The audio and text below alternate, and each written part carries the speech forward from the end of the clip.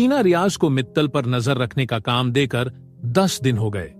रियाज ने टीना को इन्फॉर्मेशन दिया कि मित्तल को लड़कियों की कमजोरी के अलावा कोई भी कमजोरी नहीं, बस मित्तल को हर रोज एक नई लेकिन छोटी लड़कियां चाहिए थीं। टीना ने यह इन्फॉर्मेशन पाते ही शैलजा को कॉल कर दिया। टीना ने शैलजा को सब कुछ समझा दिया और डेट और टाइम 3 दिन के बाद का फिक्स किया, क्योंकि शैलजा अपनी लड़कियों को टीना की प्लान समझाना चाहती है ताकि कोई गड़बड़ ना हो। टीना ने अपना प्लान सुहेल और रियाज को भी समझा दिया। अब इंतजार था तो उस रात की। जैसे भी 2 दिन बीत गए, आज तीसरा दिन है। इसी बीच टीना को पता लगाना था कि मित्तल उस दिन शहर में होगा या नहीं। इसके लिए टीना ने मायरा को कहलवाकर मित्तल को उसी प्रोजेक्ट के बारे में बात करने बुला लिया जो बहुत सालों से अटकी पड़ी थी। इस मीटिंग के दौरान टीना को पता चला कि मित्तल के पापा के बरसियों के चलते वो उस पूरा महीना कहीं भी नहीं जा रहा था। टीना को तसल्ली हो गई और मित्तल के सही मूव का इंतजार करने लगी। मित्तल ने उस मूव को नहीं लिया और 1 हफ्ते बाद मित्तल उस मूव लेने के लिए उतारू हो गया। इसी मूव के इंतजार में टीना मित्तल के कॉल्स को टैप करवा रही थी। उस दिन सुबह ही मित्तल ने उस ब्रोकर को कॉल कर दिया। मित्तल ने सख्त लहजे में पूछा, मेरी माल तैयार है? ब्रोकर ने चापलूसी के अंदाज में कहा, सब तैयार है सरकार, लेकिन इस बार कलियां बड़ी नाजुक है। उनके माली ने भी अब तक उन्हें नहीं छुआ। मैं तो पूरा पौधा भेज रहा हूं। अब फूल खिलाना आपकी जिम्मेदारी है। इस बार मेरी बख्शीश तगड़ी होना चाहिए सरकार। इस कॉल के बाद ऑपरेटर को थोड़ा अजीब लगा, क्योंकि आज तक मित्तल के जितने भी कॉल्स उसने रिकॉर्ड किए वो सब या तो घर वालों के होते या उसके बिजनेस से रिलेटेड होते। उसने तुरंत सुहेल को कॉल करके बता दिया। सुहेल के साथ टीना और रियाज भी वहां आ गए। ऑपरेटर ने जब उन्हें उस कॉल की रिकॉर्डिंग सुनाई, टीना और सुहेल को तुरंत समझ में आ गया, लेकिन रियाज मुंह बनाते हुए ऑपरेटर पर चिल्लाते हुए कहा, मुझे लगा कोई इंपॉर्टेंट कॉल होगी। तुम भी ये क्या पेड़ पौधों की बातें हमें सुना रहे हो? टीना थोड़ी असहज होते हुए कमरे से बाहर निकल गई।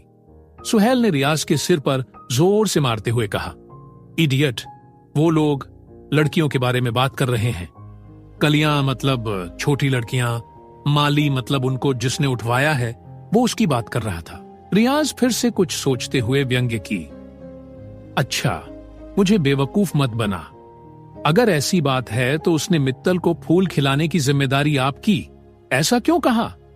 सुहेल गुस्से में झल्लाते हुए उसके सिर पर फिर से मार दिया। उसने रियाज से पूछा, तूने शादी कैसे कर लिया बे? पता नहीं मायरा तुझे कैसे झेल रही है। वहीं ऑपरेटर रियाज की बात सुन अपना मुंह दबाकर हंसने लगा। रियाज सुहेल के इस बात पर कुछ बोलता, तभी सुहेल ने उसका कॉलर पकड़ रियाज को घसीटता हुआ बाहर लेकर आ गया। टीना उन दोनों को वहां देख पूछी, सब तैयार है ना? कॉल अगर सुबह हुआ है तो रात तक सारी तैयारियां हो जाएंगी। रियाज, तुम उसके फार्म हाउस पर नजर रखो। सुहेल, तुम अपना काम बखूबी जानते हो। रियाज ने असमंजस में पूछा, बॉस, मित्तल तो हमेशा अपने होटल में लड़कियों को ले जाता है, तो मैं उसके फार्म हाउस पर नजर क्यों रखूं? सुहेल गुस्से में अपने दांत बींचते हुए कहा, क्योंकि आज की लड़कियां आम नहीं हैं, वो लड़कियां स्पेशली मंगवाई जा रही हैं, इसीलिए। टीना का माथा सुहेल की बात से ठनका। वह तुरंत सुहेल से बोली, अरे हां सुहेल, हमने इस बात पर ध्यान ही नहीं दिया। इसका मतलब आज के दिन मित्तल के साथ साथ उस फार्म हाउस पर कोई और भी होगा, या मित्तल के अलावा एक से बढ़कर बहुत से लोग हो। सुहेल ने सोचते हुए पूछा, अगर प्लेस उसका फार्म हाउस नहीं बल्कि कोई और जगह हुई तो हम कैसे पता लगाएंगे? टीना ने शैतानी मुस्कुराहट के साथ कहा, हो ना हो, मेरी गट फीलिंग कहती है कि इस पार्टी का आयोजन मित्तल ने किया होगा, वरना वो उस ब्रोकर से बात करने की जहमत नहीं उठाता। या तो कोई बड़े शख्स आ रहे हैं या फिर उसके कोई पुराने दोस्त जिनसे वह सालों बाद मिल रहा है। सुहेल ने कहा, बॉस, तब तो हमें और देर नहीं करनी चाहिए, वरना हमारा प्लान बिगड़ जाएगा। सुहेल और रियाज वहां से निकलने वाले थे, तभी अंदर से ऑपरेटर भागते हुए बाहर आकर सुहेल से कहा, सर, आपको यह कॉल सुनना होगा, चलिए। सुहेल के साथ टीना भी अंदर चली गई। वहीं रियाज अंदर ना जाकर बाहर खड़ा कुछ सोच रहा था। मित्तल कॉल पर अपने फार्म हाउस के केयर टेकर से बात करते हुए बोल रहा था, तिलक, मैं कुछ लोगों को भेज रहा हूं। तू कमरों की लाइट्स और एसी की मरम्मत करवा दे और रात के पार्टी की भी प्रबंध कर सकें। सुहेल और टीना की आंखें यह सुन चमक गई। सुहेल तुरंत रियाज को लेकर वहां से चला गया। टीना ने तुरंत शैलजा को कॉल कर दिया। शैलजा, आज रात के लिए लड़कियों को तैयार कर दो। लोकेशन भेजते ही तुरंत उन लड़कियों को भेज देना। शैलजा ने हां कहा।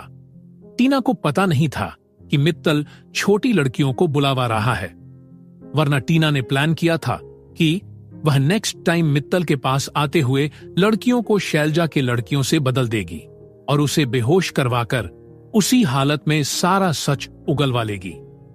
लेकिन तब टीना का प्लान धरा का धरा रह गया, क्योंकि मित्तल ने अपने पिता के बरसियों के चलते अपने घर पर हुए मेहमान की बदौलत उस पूरा हफ्ता ना बाहर मुंह मारने गया और ना ही शराब पी। टीना को अच्छी तरह से पता था कि कुत्ते की घूम कभी सीधी नहीं हो सकती। वो इसी इंतजार में बैठी कि कब मित्तल अपनी कमजोरी के चलते एक मूव ले और कब वो उस पर झपट्टा मार दे। टीना ने आहान को कॉल करके पूछा, रेडी हो मल्होत्रा साहब? हमें पता नहीं कि वह कितनी लड़कियां होंगी। बाकी के चेहरे मित्तल को शायद पता हो, इसीलिए मैं आपको और विहान को इस काम की जिम्मेदारी देती हूं।